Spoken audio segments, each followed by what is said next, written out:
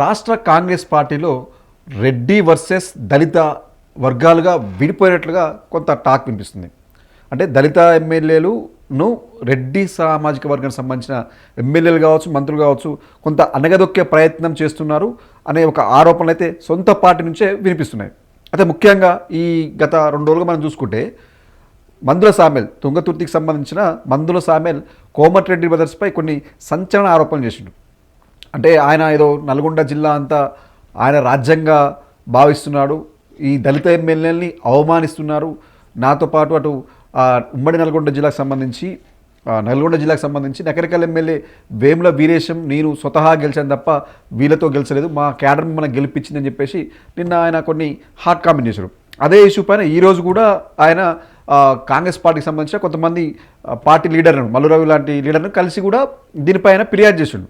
ఇది ఈ రెడ్డి వర్గానికి సంబంధించిన కోమటిరెడ్డి రాజగోపాల్ రెడ్డి, కోమటిరెడ్డి వెంకటరెడ్డి వీళ్ళు దళిత నియోజకవర్గాలకు సంబంధించిన ఎమ్మెల్యేల నియోజకవర్గాల్లోకి వెళ్ళి అక్కడ స్థానిక ఎమ్మెల్యే అయిన దళిత ఎమ్మెల్యేలని కొంత అవమానపరిచేలాగా ట్రీట్ చేస్తున్నారని చెప్పేసి కూడా ఆయన ఫిర్యాదు చేసి తెలుస్తుంది. అంటే దీనిపై పార్టీ పెద్దలు కూడా వాళ్ళనే, అంటే వీళ్ళకే ఏంటి మీరు కాస్త ఓపిక పట్టండి, దీన్ని కొంచెం ఇష్యూ చేయకండి, దీన్ని మనం తర్వాత మాట్లాడదని చెప్పేసి ఆ ఇష్యూకి ఫుల్ స్టాప్ పెట్టించే ప్రయత్నం చేస్తున్నారు ఇటువైపు.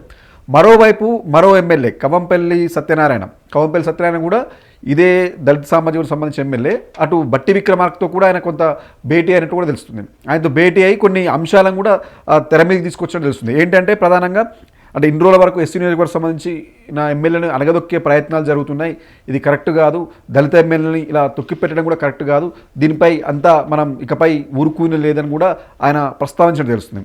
ఎందుకు అనంటే దళిత ఎమ్మెల్యేలలో ఆ జిల్లాలో ఉన్న రెడ్డి సామాజిక వర్గం సంబంధించిన నాయకులే మంత్రులుగా ఉండడం, పైగా వాళ్ళని అక్కడ నియోజకవర్గాల్లోకి వాళ్ళకు సమయం చెప్పకుండానే వెళ్ళడం, అక్కడ వాళ్ళకు ప్రాధాన్యత తగ్గించే ప్రయత్నం చేయడం అనేది మా దళిత ఎమ్మెల్యేలకు కొంత అవమానకరంగా ఉందన్న భావనలో ఉన్నారు. అంతేకాకుండా అంటే వీళ్ళకి ఈ ఓన్లీ ఎమ్మెల్యే మంత్రుల విషయంలో కాకుండా అటు బిల్లులు ఏదైతే కాంట్రాక్ట్ సంబంధించి పనులు చేస్తున్నారో ఆ బిల్లుల్లో కూడా కొంత ఇబ్బందులకు గురి చేస్తున్నారు.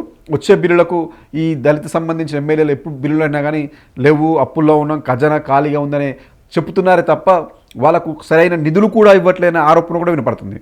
కాబట్టి ఇందుకే ఇకపై బిల్లుల్లో కూడా ఖచ్చితంగా దళిత వర్గానికి సంబంధించిన ఎమ్మెల్యేలకు కొంత ప్రియారిటీ ఇవ్వాలి. ఎందుకంటే అక్కడ ఉన్న ప్రాంతాలు కూడా కొంత వెనకబడిన ప్రాంతాలు అయి ఉంటాయి. కాబట్టి ఇలా ఈ నిధులు వస్తే కొంత మేము నియోజకవర్గాన్ని అభివృద్ధి చేసుకొని రానున్న ఎన్నికల వరకల్లా మేము కొంత పటిష్టంగా తయారవుతామని చెప్పేసి కూడా వాళ్ళు చెప్తారు. అంతేకాదు ఇప్పుడు ఏదైతే ఇందిరమ్మ ఇండ్లు ఉన్నాయో ఇందిరమ్మ ఇండ్లలో కూడా ఈ దళిత ఎమ్మెల్యేలకు కొంత ప్రియారిటీస్ తప్ప మేము అంటూ బయటికి రాలేము, లేదు అంటే ఇలాగే కొంత వెనకబడిపోయే ప్రయత్నం చేసి చెప్పేసి కూడా చేస్తారు. అయితే మొత్తంగా చూసుకుంటే ఈ ఇష్యూతోని ఏదైతే తుంగతుర్తికి సంబంధించిన ఇష్యూతోని ఇటు దళిత వర్గం అంతా ఒక వైపు నడుస్తున్నట్టుగా తెలుస్తుంది. ఇటు మరోవైపు ఆల్రెడీ ఇప్పటికే కోమటిరెడ్డి బ్రదర్స్ అనేది రెడ్డికి సంబంధించిన వర్గం కూడా వీళ్ళు వర్గంగా ఏర్పడినట్టు బ్రదర్స్ కావచ్చు, కొంతమంది ఎక్కువ క్యాబినెట్లో ఉన్నది కూడా రెడ్డి వర్గం సంబంధించిన వాళ్ళే. ఈ నేపథ్యంలో ఈ దళిత ఎమ్మెల్యేలు ఎలా వీళ్ళని ట్రీట్ చేస్తారు, నిజంగానే రెండుగా విడిపోయి వీళ్ళు అధిష్టానాన్ని ఫిర్యాదు చేస్తారా అనేది కూడా కొంత చర్చగా ఉంది.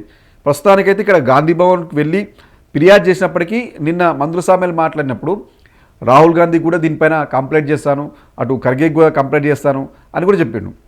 అంటే ఇక్కడ ఉన్న పెద్దవాళ్ళంతా కూడా ఆ వర్గానికి సంబంధించిన వాళ్ళు కాబట్టి మాకు ఇక్కడ న్యాయం జరగదు కాబట్టి మేము అవసరమైతే ఢిల్లీ వరకు వెళ్ళి కూడా ఫిర్యాదు చేస్తాం తప్ప ఈ విషయంలో వెనక్కి తగ్గమని చెప్పడం. ఇటు మరోవైపు నిన్న ఇష్యూ అవుతున్న సమయంలోనే ఈరోజు ఇటు కవంపల్లి సత్యనారాయణ కూడా ఇదే కామెంట్ చేయడం ఏంటి, నియోజకవర్గ దళిత సంబంధించిన నియోజకవర్గాల్లో అనగదొక్కే ప్రయత్నం చేస్తున్నారు, ఇది కరెక్ట్ కాదు అని చెప్పడం కూడా కొంత చర్చగా మారింది. ఎందుకంటే ఏ ఎమ్మెల్యే అయినా ఎవరే, రెడ్డి అయినా బీసీ అయినా ఎస్సీ అయినా ఏ వర్గానికి సంబంధించిన వ్యక్తి ఎమ్మెల్యేగా ఉన్నా ఆ ఎమ్మెల్యే హోదాని. కానీ ఇక్కడ అలా కనిపించట్లేదు. ఎందుకంటే సొంత ప్రభుత్వం అధికారంలో ఉంది కాంగ్రెస్ పార్టీనే, ఇప్పుడు ఆరోపణలు చేసేది కాంగ్రెస్ ఎమ్మెల్యేలే.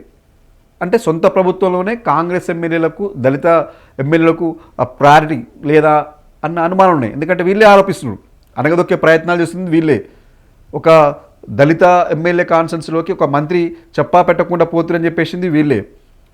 ఈ నిధులు ఏదైతే కాంట్రాక్ట్ సంబంధించిన నిధులు కావచ్చు, ప్రత్యేక నిధులు ఇవ్వట్లేదని చెప్పి చెప్తారు. ఈ నిధులు ఇవ్వకుండా అడ్డుకుంటుంది కూడా వీళ్ళ కాంచి. కాబట్టి ఈ ప్రభుత్వంలో దళిత ఎమ్మెల్యేలు కాస్త వెనకపడిపోయినట్టుగానే వీళ్ళు చెప్తారు. సో మొత్తంగా చూసుకుంటే మాత్రం ప్రభుత్వంలో, కాంగ్రెస్ ప్రభుత్వంలో దళిత ఎమ్మెల్యేని కొంత అణగదొక్కే ప్రయత్నం చేస్తుందన్న చర్చ మాత్రం బలంగా వినిపిస్తుంది. ఇలా చేసిన కామెంట్స్ కూడా ఆ అనుమానాలకు బలం చేకూరుస్తున్నాయి. మరి చూడాలి, అంటే ఈ ఇష్యూ ఎలా ఎటువైపు వెళ్తుంది, ఈ కాంగ్రెస్ పార్టీలో కావచ్చు, ప్రభుత్వంలో కావచ్చు, ఆ కులాల వారిగా విడిపోయే ప్రమాదం ఉందా? ఎందుకంటే ఇప్పుడు ఒక దళిత ఎమ్మెల్యేలు బయటకు వచ్చిన తర్వాత ఆల్రెడీ రెడ్డి వర్గంపై కొంత ఆరోపణలు చేశారు. ఇక మిగిలింది బీసీ.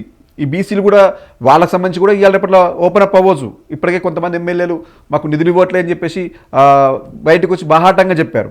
ఒకసారి ఆర్బీఐకి లేఖ రాసిన ఒక ఎమ్మెల్యే ఉన్నాడు.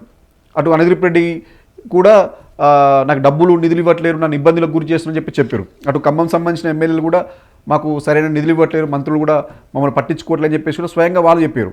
సో మొత్తంగా చూస్తే కాంగ్రెస్ పార్టీ ప్రభుత్వంలో ఒక్కొక్క అంశం బయటపడుతుంది. అంటే వాళ్ళను విభేదాలు కావచ్చు, గొడవలు కావచ్చు, ఈ ప్రకారం చూసుకున్నప్పుడు అనగదొక్కే ప్రయత్నాలు కావచ్చు, చిన్న చూపు చూస్తున్నా, కొత్త ఎమ్మెల్యే చిన్న చూపు చూస్తున్నా కావచ్చు, ఇలాంటి అంశాలు ఒక్కొక్కటిగా బయటపడుతున్నాయి. మరి దీన్ని ఎలా సాల్వ్ చేసుకుంటారు ఏంది అనేది చూడాలి. ఇటు మరోవైపు వచ్చినప్పుడు ప్రభుత్వ పరంగా ఒక నియోజకవర్గ ఎమ్మెల్యేని చూడాలి తప్ప ఆ నియోజకవర్గం దళిత ఎమ్మెల్యేనా అయితే ప్రియారిటీ ఇవ్వకపోవడం, అదే అగ్రవర్ణాలకు సంబంధించిన వాళ్ళు అయితే వాళ్ళకి ప్రియారిటీ ఇస్తాం అన్న ధోరణిలో పోతే మాత్రం అది ఖచ్చితంగా తప్పని చెప్పాలి. ఇది రాజ్యాంగ ప్రకారం కూడా కరెక్ట్ కాదు. మరి దీన్ని ఈ ఎమ్మెల్యేలు స్వతహాగా బయటకు వస్తున్నవైతే కొంత చర్చగా మారింది. మరి దీన్ని ఎలా సాల్వ్ చేస్తారో మనం చూడాల్సిన అవసరం ఉంది.